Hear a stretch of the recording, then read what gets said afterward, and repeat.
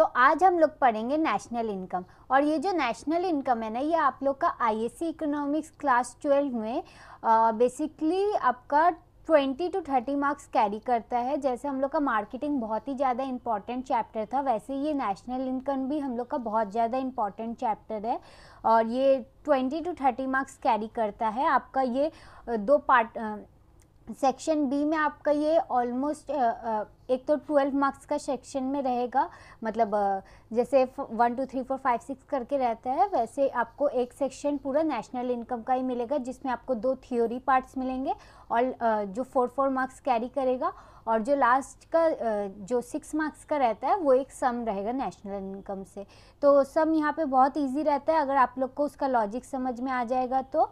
और दूसरा बात कि ये नेशनल इनकम जो है ये हम लोग का एसएससी और बैंकिंग में भी आता है। अगर आप कोई भी और गवर्नमेंट जॉब्स करना चाहते हैं तो उसमें भी national income plays a vital role. तो हम लोग का बैंकिंग में ये जस्ट ऊपर से एक छू के चला जाता है, लेकिन एसएससी में आप लोग को इसका डीप इंफॉर्मेशन चाहिए रहता है। तो ये जो नेशनल इनकम चैप्टर है ये आप लोग को अच्छे से करना है, क्योंकि ये आईएससी में तो आप लोग का 20 मार्क्स कैरी करेगा ही, लेकिन अगर आप लोग कोई गवर्नमेंट एग्जाम का तैयारी कर रहे हैं तो उसमें भी आपको काफ़ी हेल्प करेगा, क्योंकि ये बैंकिंग और एसएससी में आता है। सो ये आपका यूपीएससी और कैट मैट में भी आ सकता है क्या आता है। तो सबसे पहला बात, नेशनल इनकम होता क्या है। नेशनल इनकम क्या होता है? It is the value of all final goods and services produced with in the domestic territory और आउटसाइड बाय रेजिडेंट और non resident in a particular year. तो ये जो नेशनल इनकम है इसका जो मैंने अभी आप लोग को डेफिनेशन बोला, ये मेरा बनाया हुआ डेफिनेशन है, आप लोग बुक का भी डेफिनेशन यूज़ कर सकते हैं। और अगर आप लोग को मेरा इंपॉर्टेंट नोट चाहिए तो ब्लॉग का लिंक डिस्क्रिप्शन बॉक्स में दिया हुआ है।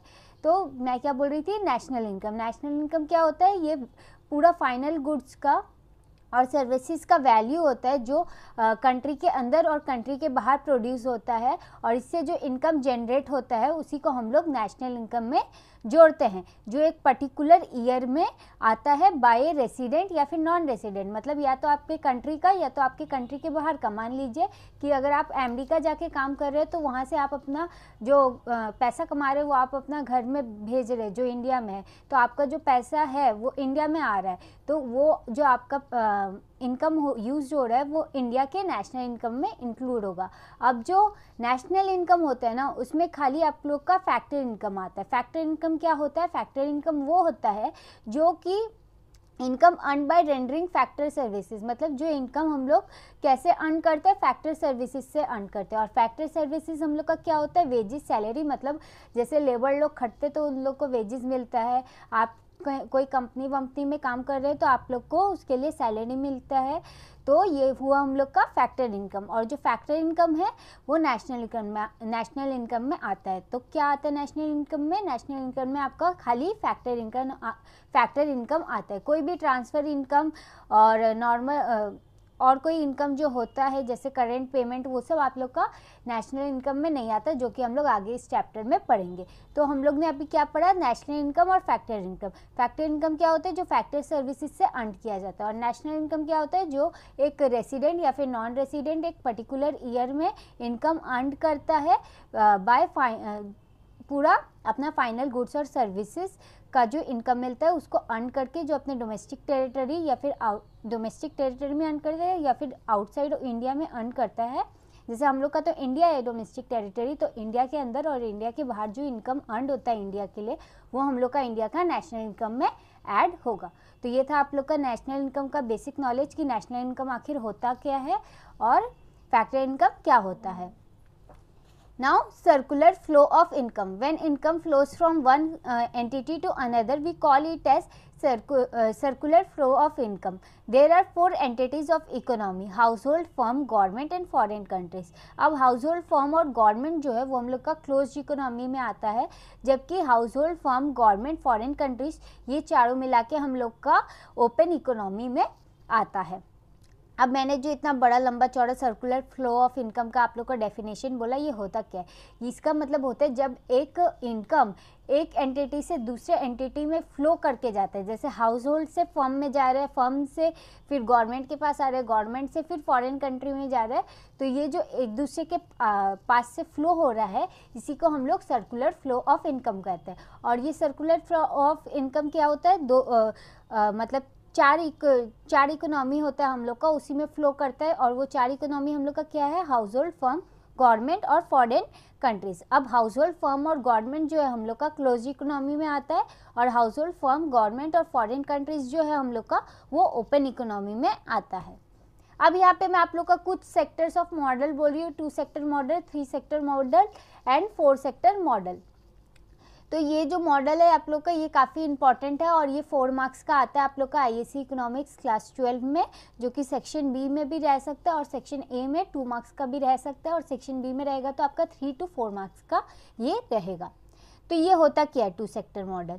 2 सेक्टर मॉडल मतलब आप लोग को समझ में आ रहा है, यहाँ पे खाली 2 सेक्टर इन्वॉल्व होंगे, और वो 2 सेक्टर क्या होंगे? ऑफकोर्स पहले के 2 सेक्टर होंगे, हाउस होल्ड और फर्म होगा। In which household and firms are included is known as 2 sector model. तो यहाँ पे देखिए ये डायग्राम जो है आपका household, capital market, firm. Household से कैपिटल मार्केट में सेविंग्स का अनदर नेम क्या होता है? लीकेजेस, जो कि हम लोग आगे पढ़ेंगे। और कैपिटल मार्केट से फर्म, कैपिटल मार्केट से जब फर्म में जा रहे हैं तो आप लोग का क्या हो रहा है? इन्वेस्टमेंट यानी इंजेक्शन, वो भी हम लोग आगे पढ़ेंगे। तो हम लोग का डायरेक्ट हाउस होल्ड से जो फर्म में जा रहा है वो फैक्टर्स ऑफ प्रोडक्शन है, land, labour, capital and entrepreneur, जो हम लोग जानते हैं फैक्टर्स ऑफ प्रोडक्शन क्या होता है।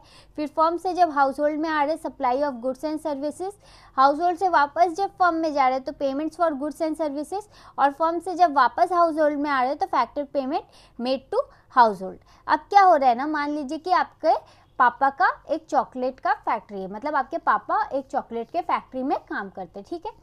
तो वो वहाँ पे काम करते हैं, उन लोग को मंथली सैलरी मिलता है, 5000 रुपीज़ आपके पापा को मिलता है, ठीक है। तो आपके पापा को मंथ का एंड में जब मंथ का शुरुआत में जब सैलरी मिला तो आपके पापा आपको लाके चॉकलेट दिए, ठीक है। तो वो जो सैलरी उनको चॉकलेट फैक्ट्री से मिला, वो फिर वहाँ से जो पैसा वो लेके आए, वो फिर दुकान से जाके आपके लिए एक चॉकलेट खरीदे, ठीक है ना। तो ये आप देख रहे हैं कि उनको चॉकलेट फैक्ट्री से ही पैसा मिला, और फिर वो जा कर के आपके लिए जो चॉकलेट लाए उसके लिए उन्होंने पैसा दिया। तो ये आप देख रहे हैं कि यहाँ पे एक सर्कुलर फ्लो हो रहा है चॉकलेट और पैसा का, मतलब वो चॉकलेट बना रहे हैं, वहाँ से उनको पैसा मिल रहा है, फिर वो पैसा दे रहे हैं, तो आपके लिए चॉकलेट आ रहा है घर में। तो अब इसका हम लोग थोड़ा सा ये पढ़ लेते हैं explanation. The circular flow of income in 2 sector model, that is house hold and firm, denotes the flow of income from one entity to another. Household supplies with the factors of production to the firm, which help the firm to produce goods and services. Such production is consumed by the household, and this flow can be seen in the inner circle. The firm pays household for the factors of production used, that is the factor payments, and the household pays to firm for the goods and services purchased. However, the household does not spend money in full and keep a part of it as saving. This saving is an outflow from circular flow and is known as leakages. This saving is invested in capital markets from where the money again comes into circulation. This inflow of money is known as injection. In this way money flows from one sector to another. तो यहाँ पे क्या बोल रहे हैं, जो circular flow है 2 sector model में, यानी हाउस होल्ड और फर्म, वो क्या डिनोट करता है? वो डिनोट करता है income from one entity to another entity, मतलब यहाँ पे हम लोगों को क्या हो रहा है? इनकम आ रहा है। अब जो है हम लोग का household supplies with factors of production to the firm, which helps the firm to produce goods and services. अब जो हाउस होल्ड है वो फर्म को क्या सप्लाई कर रहा है? फैक्टर्स ऑफ प्रोडक्शन सप्लाई कर रहा है, यानी land, labour, capital and entrepreneur, ये सब एक हाउस होल्ड फर्म को दे रहा है, ताकि जो फर्म है वो गुड्स एंड सर्विसेज प्रोड्यूस कर सके। अब जो firm goods and services produce कर रहा है वो हम लोग कंज्यूम कर रहे हैं, मतलब जो हाउस होल्ड होता है वो फैक्टर्स ऑफ प्रोडक्शन को कंज्यूम करता है, और उसके लिए वो क्या देता है बदले में? फर्म को फैक्टर पेमेंट्स देता है, ठीक है। मान लीजिए कि एक चॉकलेट का फैक्ट्री इस्टेब्लिश हुआ है, ठीक है। वो चॉकलेट का फैक्ट्री इस्टेब्लिश होने में उसको एक लैंड लगेगा, कुछ लेबर्स लगेंगे जो वो चॉकलेट बनाएंगे, कैपिटल लगेगा वो चॉकलेट का फैक्ट्री को इस्टेब्लिश करने में, और उसके बाद एंटरप्रेन्योर जो वो फैक्ट्री को चलाएगा। तो ये सब एक हाउस होल्ड हम लोग सप्लाई करते हैं फर्म को, ठीक है ना। अब जो फर्म है वो चॉकलेट बना करके आपको देगा, चॉकलेट बना करके आपको दिया, पहले तो वो एम्प्लॉय को सैलरी देगा, वो सैलरी से वो आपके लिए चॉकलेट लाया, मतलब मान लीजिए कि आपके पापा आपके लिए चॉकलेट लाए, ठीक है। तो उसके लिए उस फर्म को, पापा को 10 रुपये 15 रुपये जितना का भी था वो चॉकलेट वो पे करना पड़ा, तो आपके लिए वो चॉकलेट आया। तो मतलब आपने जो वो यूज़ कंज्यूम किया वो चॉकलेट, उसके लिए आपके पापा को फैक्टर पेमेंट देना पड़ा, मतलब पैसा देना पड़ा उस चॉकलेट के लिए। तो ये जो पैसा देना पड़ा उनको आपका ये यूज़ कंज्यूम करने के लिए, तो वो उनके लिए क्या हो गया, फैक्टर पेमेंट हो गया फर्म के लिए। अब मान लीजिए कि पूरा महीना में जितना भी राशन वाशन होता है सबको लेकर के आपका 4000 का हो गया। अब आप पूरा 4000, अब जो पूरा जो आपका बचा है, मतलब 5000 आपको सैलरी मिला, 4000 आपने यूटिलाइज कर लिया। अब जो 1000 है वो आप बचा करके रखेंगे इन फ्यूचर के लिए। सभी घर में होता है कि थोड़ा सा बचा करके रख लिया जाता है। अब जो ये बार बार इधर से उधर पैसा जा रहा था, मतलब एक बार आपके पापा को सैलरी मिल रहा है, फिर पापा कोई सामान ला करके आपको दे रहे हैं, फिर आप उसे कंज्यूम कर रहे हैं, फिर पापा उधर जाके काम कर रहे हैं, फिर आपको सैलरी मिल रहा है। तो ये जो हम लोग का हो रहा था उसके बीच में से एक जगह से आप लोग ने क्या किया, एक जगह से एक होल बना दिया और कुछ पैसे आपने अपने लॉकर में सेव करके रख लिए। तो ये क्या हो गया, सेविंग। और ये सेविंग क्या हो गया, आपने बीच में से वो चीज़ तोड़ दिया, मतलब 5000 मिल रहा था, आपने 4000 ही खर्चा किया और 1000 आपने सेव कर लिया। तो ये 1000 क्या हो गया, ये एक तरीके का लीकेज हो गया, इसलिए हम लोग सेविंग को लीकेज बोले। होप आप लोग का कंसेप्ट अब क्लियर हुआ होगा। अब ये जो 1000 रुपये, इस 1000 रुपये से आपने क्या किया, आपने 500 रुपये वापस से मार्केट में लगा दिए। कोई शेयर को खरीद लिया आपने, कोई कंपनी का कोई शेयर को खरीद लिया और 500 रुपये मार्केट में लगा दिए। तो यहाँ पे क्या हुआ, ये 500 रुपये वापस से मार्केट में चले गए, दूसरा होल से ये वापस 500 रुपीज़ मार्केट में चले गए। तो क्या हुआ, 500 रुपीज़ निकल गए लीकेज के ज़रिए, और जो डाल दिए गए वापस से चले गए, इसको हम लोग क्या बोलते हैं, इंजेक्शन। इंजेक्शन मतलब हम लोग का जो यहाँ पे इन्वेस्टमेंट हम लोग ने किया उसी को हम लोग वापस डाल रहे, तो डालने को हम लोग इंजेक्शन कहते हैं।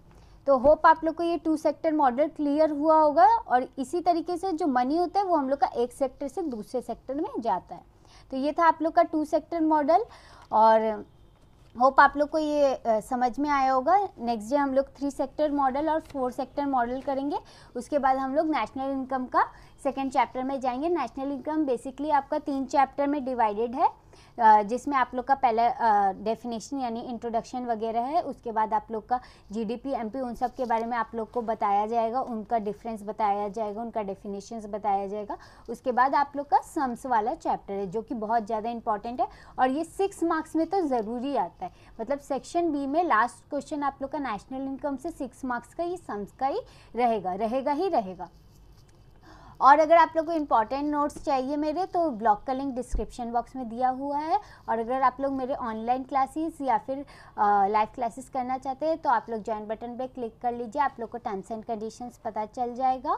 और अगर आप लोग को इम्पॉर्टेंट एमसीक्यूज चाहिए related to ISC economics, commerce and accounts, तो आप लोग मेरे दूसरे चैनल कथा मंथन 2.0 पे जा करके प्लेलिस्ट में सर्च कीजिएगा ISC economics class 11, ISC economics class 12, JEE net का भी आप डाला हुआ है। और मैंने दूसरा चैनल का लिंक आप लोग को डिस्क्रिप्शन बॉक्स में प्रोवाइड भी कर दिया है। और आप लोग काफ़ी कमेंट करके मुझसे पूछ रहे हैं कि आप लोग को मेरे बाकी वीडियोस नहीं मिल रहे, तो प्लीज़ आप लोग मेरे चैनल पे विजिट कीजिए और प्लेलिस्ट में जाके सर्च कीजिए ISC economics class 11, ISC economics class 12, same for commerce and accounts also. नहीं तो आप लोग एंड स्क्रीन में जाके देखिए, आप लोग को प्लेलिस्ट मिल जाएंगी, या फिर आप आई बटन में क्लिक करके देखिए तो भी आप लोग को बाकी वीडियोस मिल जाएंगे। और अगर आप लोग को वीडियो पसंद आया तो लाइक, शेयर एंड सब्सक्राइब कर दीजिएगा। Thank you friends, thank you for watching my channel कथा मंथन।